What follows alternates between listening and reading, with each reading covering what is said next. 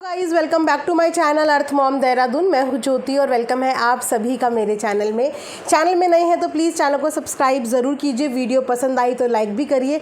Comment section में comment करके ज़रूर बताइए कि आप सबको मेरा वीडियो कैसा लगा। आज का रिएक्शन वीडियो हम लोग बनाने वाले हैं देवरानी जेठानी के सॉन्ग के कंपैरिजन के ऊपर, क्योंकि आप में से बहुत सारे लोग मेरे से रिक्वेस्ट भी कर रहे थे कि जेठानी जी के गाने के ऊपर भी आप अपना रिव्यू रिएक्शन दो, जो कि मैं पहले नहीं दे पाई थी क्योंकि मैंने दिवाली के टाइम पर थोड़ा सा ब्रेक ले लिया था। इसीलिए इस वक्त पे मैं दोनों गानों का कंपैरिजन वीडियो बनाऊंगी। उम्मीद करती हूँ कि आप सब लोगों को पसंद आएगा। तो चलिए वीडियो में हम लोग बढ़ते हैं आगे।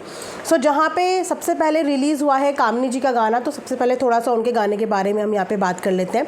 15 अक्टूबर को कामनी जी का फर्स्ट सॉन्ग सोशल मीडिया पे रिलीज़ हुआ।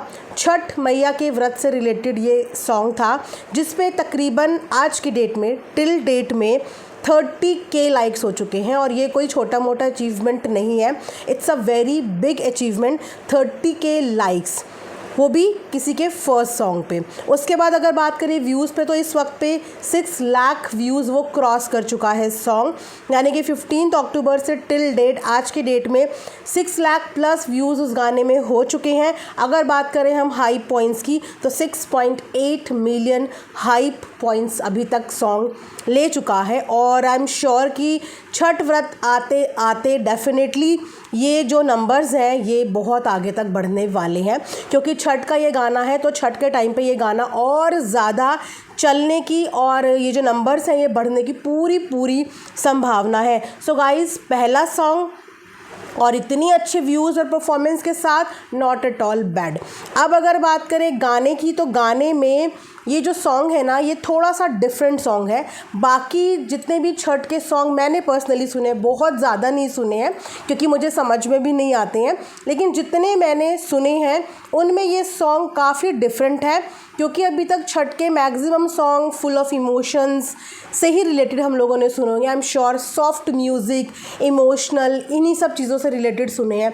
बट ये वाला जो सॉन्ग था ये बाकी सॉन्ग की तुलना में थोड़ा सा डिफरेंट था, क्योंकि ये एक हैप्पी सॉन्ग था और ये पर्टिकुलर किसी एक इंसान को डेडिकेटेड नहीं था कि मेरे दुख मेरी तकलीफ़ इन चीज़ों से रिलेटेड नहीं था।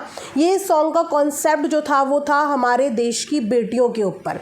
बेटियां सबकी सांझी होती हैं, तो उसी तरीके से देश की उन बेटियों को डेडिकेटेड था ये सॉन्ग बेसिकली, जो बॉर्डर में आदमियों को, लड़कों को बराबर की टक्कर देती हैं।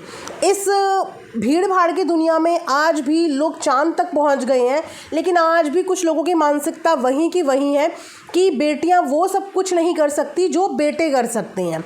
और बेटों की इच्छा में आपने देखा होगा कि लोग बेटियों की कितनी ज़्यादा लाइन लगा देते हैं और उनकी ढंग से परवरिश भी नहीं कर पाते, क्योंकि उनको बेटा चाहिए होता है। ये अक्सर आज भी हमारे गांव देहात में ये सारी चीज़ें होती हैं, जहाँ पे बेटियों को सिर्फ एक टिपिकल सी बहू के रूप में ही देखा जाता है कि अगर घर में बेटी पैदा हुई है तो शादी करने के बाद इसने ससुराल को एक टिपिकल हाउसवाइफ की तरह ही संभालना है। तो वहीं पे ये सॉन्ग ये दर्शा रहा था कि हमारे देश की बेटियां कहाँ कहाँ पहुँच गई हैं, बॉर्डर में हमें प्रोटेक्ट कर रही हैं, अपने देश की रक्षा कर रही हैं, अपने देश की नागरिकों की रक्षा कर रही हैं। और ये बताया जा रहा है कि बेटियां चांद पे पहुंच गई हैं, तो आप लोगों को अपनी सोच भी अब चांद तक पहुंचाने का टाइम आ गया है। थोड़ा सा अपनी सोच से आगे बढ़िए, बेटियों को भी उतना ही प्रोत्साहित कीजिए, उनको भी उतना ही मोटिवेट कीजिए, क्योंकि वो चांद तक भी पहुंच सकती हैं और पहुंच गई हैं देश की बेटियां। तो ये एक हैप्पी सॉन्ग था, जहाँ पे हम ये बोल सकते हैं कि मोटिवेशनल सॉन्ग हमारे देश की उन सब लड़कियों के लिए जो किसी ना किसी प्लेटफॉर्म पे काम करके अपने देश का नाम रोशन कर रही है। तो ये एक हैप्पी सॉन्ग था, जिसे आप एक कहते हैं ना, मतलब गाना ऐसा था कि उसमें आप चाहें तो अच्छे से डांस भी कर सकते हैं, कि उसका म्यूज़िक और उसका बीट्स कुछ इसी तरीके का है ना, बेटी चांद पे चलगी न। आई डोंट नो मैं ये सही बोल रही हूँ या नहीं बोल रही हूँ, लेकिन म्यूज़िक बता रही हूँ। मैं तो देखो म्यूज़िक से ही समझ पाती हूँ, मुझे लिरिक्स समझ में आए या ना आए, पर मैं म्यूज़िक पकड़ लेती हूँ। तो उस हिसाब से अगर मैं ये गाना अपने सामने प्ले करूँ तो डेफिनेटली मेरे कंधे ज़रूर ऐसे उछकेंगे और मेरा मन ज़रूर करेगा कि मैं उसमें अपनी गर्दन एक बार मटका के परफॉर्म कर पाऊँ। और मैं कोशिश करूँगी, मुझे जैसे ही टाइम मिलेगा मैं डेफिनेटली कोशिश करूँगी कि मैं एक आधी रील ज़रूर बना पाऊँ। बस थोड़ा सा टाइम का ही प्रॉब्लम हो रहा है। तो फर्स्ट सॉन्ग परफॉर्मेंस की बात करूँ तो कामिनी जी ने काफ़ी इस गाने को जस्टिफाई किया है, क्योंकि एक एक्टर के हाथ में उतनी ही एक्टिंग होती है जितनी उसको बताई जाती है, जितनी उसको डायरेक्टर बताते हैं या जितना उसको समझाया जाता है। तो जितना कामिनी जी को करने को बोला गया होगा, जितना उनके पार्ट्स होंगे, जितना उनको डायरेक्शन दी गई होगी, उसके हिसाब से उन्होंने अपना दी बेस्ट दिया है, ठीक है। लेकिन यहाँ पे मुझे ऐसा लग रहा था कि गाने में कामिनी जी को ज़्यादा लेना चाहिए था, क्योंकि वो इस गाने की लीड थी, एक फेस था, और डेफिनेटली इसीलिए उनके कहते हैं ना, उनके मूवमेंट्स इसमें ज़्यादा होने चाहिए थे, उनके स्पेशल मूवमेंट ज़्यादा होने चाहिए थे, उनको ज़्यादा इसमें दिखाना चाहिए था। लेकिन इसमें सिंगर भी बराबर की भूमिका निभा रही थी कामिनी जी के साथ, वरना हमने अधिकतर सॉन्ग में ऐसा देखा है कि जो प्लेबैक सिंगर होते हैं वो हमेशा थोड़ा बहुत सीन में ही आते हैं और बाकी जो लीड होता है उसके ऊपर पूरा गाना वो छोड़ देते हैं, क्योंकि लीड का मतलब ही यही होता है उस गाने का पूरा एक फेस। लेकिन यहाँ पे सिंगर भी उनके साथ कई जगह पे नज़र आ रही थी, तो मुझे ऐसा लग रहा था कि कामिनी जी का पार्ट ज़्यादा होना चाहिए था, बहुत ज़्यादा होना चाहिए था, और सिंगर का कहीं कहीं पे कुछ ही छोटा मोटा पार्ट होना चाहिए था। ऑल्दो गाना अपने आप में हिट हो गया भाई, गाना तो हिट हो गया, ठीक है, क्योंकि जिस गाने पे ऑडियंस थिरकने लग जाए, वीडियो रील्स बनने लग जाए, वो गाना अपने आप में हिट होता है। So many congratulations to the Kamini and the whole team जिन्होंने भी ये गाना प्रोड्यूस किया, बनाया। आपका फर्स्ट प्रोजेक्ट था और फर्स्ट प्रोजेक्ट पे इतना अच्छा रिस्पॉन्स, इतना पॉजिटिव रिस्पॉन्स देख के मन खुश हो गया। तो यहाँ पे जहाँ पे वो लड़कियों की बात कर रही हैं कि चांद पे पहुंच गई हैं, तो कामिनी जी आप भी चांद पे पहुंचने की ही तैयारी कर रही हैं। बहुत अच्छा लगता है गाइस जब औरतें आगे बढ़ती हैं ना, क्योंकि घर की बहुओं को हमेशा ये सोचा जाता है कि घर की बहू है तो घर के काम काज उसके लिए फर्स्ट प्रायोरिटी होनी चाहिए। वो कंधे से कंधा मिलाकर आदमी के चल सकती है, इनफैक्ट अपने परिवार को परेशानी से निकाल के भी बाहर ला सकती है, इस तरफ थॉट नहीं जाता लोगों का। लेकिन अगर कामिनी जी की भी बात करें या मैं उन तमाम लेडीज़ की बात करूं जो सोशल मीडिया पे भी काम कर रही हैं, तो उनके लिए भी मैं उनको बिल्कुल अप्रिशिएट करूंगी कि आप लोग भी चांद पे पहुंचने वाली ही चीज़ें कर रहे हैं। अपने घर के फिनेंशियल में अगर आप कंधे से कंधा मिला के सपोर्ट कर रहे हैं, आज की डेट में आप एक फेस होल्ड कर रहे हैं कि दुनिया आपको देखने के लिए आ रही है, आपके गानों की झलक पे थिरक रही है, आपको इतने व्यूज़, इतने लाइक्स दे रही है, वो भी बिना मांगे। कामिनी जी के गाने का भी बहुत ज़ोर शोर से प्रचार प्रसार नहीं हुआ।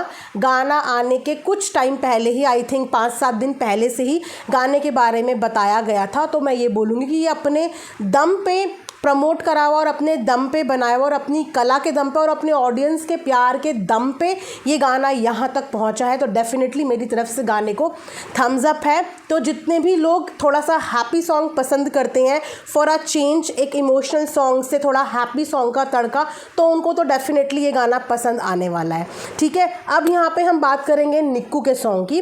तो दोनों के सॉन्ग का गाइज मेरी नज़र में कोई कंपैरिजन नहीं है। रीज़न बिहाइंड, क्योंकि दोनों सॉन्ग का टेस्ट, वॉइस, एक्ट, कॉन्सेप्ट बिल्कुल एक दूसरे से डिफरेंट है।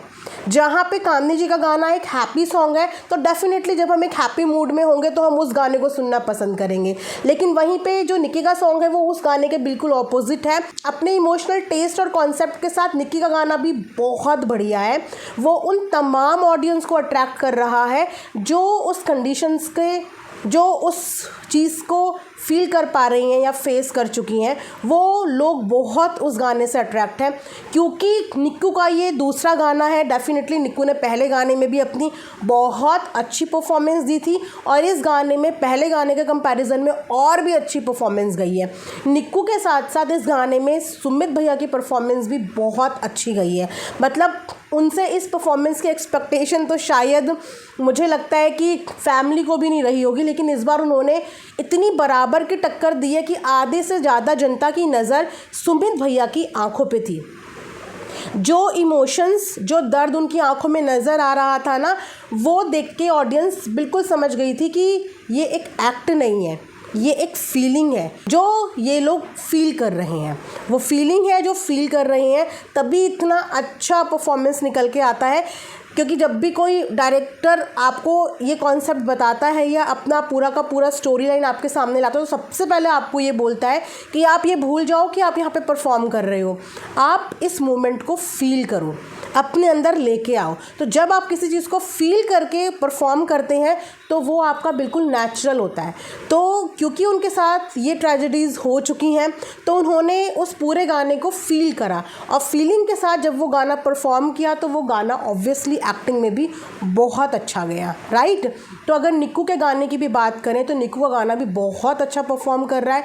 एक ही दिन के अंदर, मतलब कुछ घंटों के अंदर निक्कू का गाना हाइप पे नंबर 1 पे चला गया है। इस समय पे व्यूज़ भी बहुत अच्छे आ रहे हैं। I think 4 lakh views almost हो चुके हैं और इसीलिए उसका गाना भी अपनी जगह पे बहुत हिट गया। इसीलिए दोनों गानों का मेरे सामने कोई कंपैरिजन ही नहीं है, क्योंकि दोनों गाने हिट चले गए।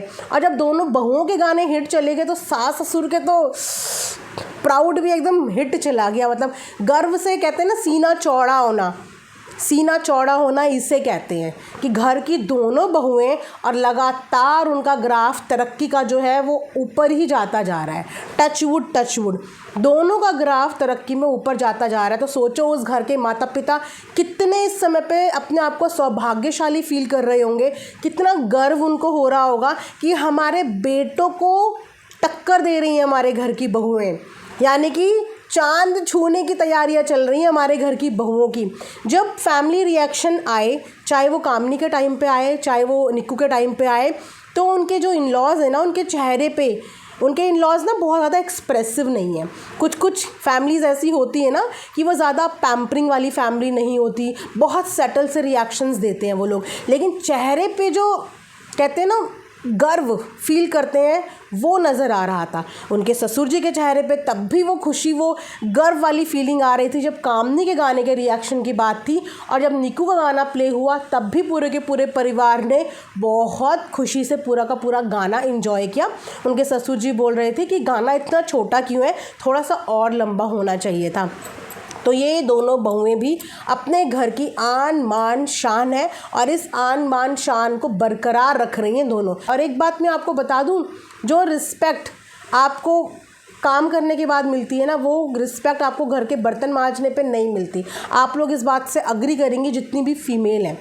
आप चाहे घर में 24 घंटे एक टांग पे खड़े होके पूरे घर का झाड़ू पोछा बर्तन खाना सबका ख्याल रखें, वो रिस्पेक्ट, और जब आप एक अर्निंग लेडी होंगी अपने घर की, वो रिस्पेक्ट, उस रिस्पेक्ट में एक डिफरेंस आप लोग खुद फील करेंगी, ज़रूर फील करेंगी। तो ये एक डिफरेंस आ जाता है। इसीलिए दोनों का गाना मेरी नज़र में बहुत अच्छा रहा, क्योंकि दोनों ने अपनी मर्यादा, अपना कल्चर, अपना घर परिवार सब कुछ सोचते समझते एक ऐसा गाना चूज़ किया जिस गाने में आप सिर्फ़ और सिर्फ इंस्पिरेशन दे रहे हो, सिर्फ और सिर्फ फीलिंग शेयर कर रहे हो। आज तक निक्कू ने भी जो प्रोजेक्ट्स करे हैं अपने हस्बैंड के साथ करे हैं, एक मर्यादा में करे हैं, घर की बहू है इस चीज़ को मेंटेन करते हुए किया है, किसी की वाइफ है ये मेंटेन करते हुए किया है। वहीं पे कामनी ने जो पहला गाना सिलेक्ट किया उसने भी वो गाना बहुत अच्छा चूज़ किया जहाँ पे वो मोटिवेट कर रही है। तो मैं तो आप सबको यही बोलूँगी कि आपके इर्द गिर्द जब भी कोई महिला कुछ करने की कोशिश करती है ना, चाहे आपके घर की महिलाएं हों, आपकी बहनें हो, आपकी बेटियां हो, आपकी बीवियां हो, या आपके घर का कोई भी सदस्य हो, वो किसी भी उम्र में कुछ भी मेहनत करने की कोशिश करता है ना, तो हमेशा उसका प्रोत्साहन बढ़ाओ, हमेशा उसको मोटिवेट करो, हमेशा अपनी पार्टनर का साथ दो, सपोर्ट दो, क्योंकि अगर औरतें आगे बढ़ेंगी तो वो चांद पे पहुंचेंगी। और फिर कामनी जी के गाने पे डांस किया जाएगा, फिर कामनी जी का गाना याद आएगा आप सबको।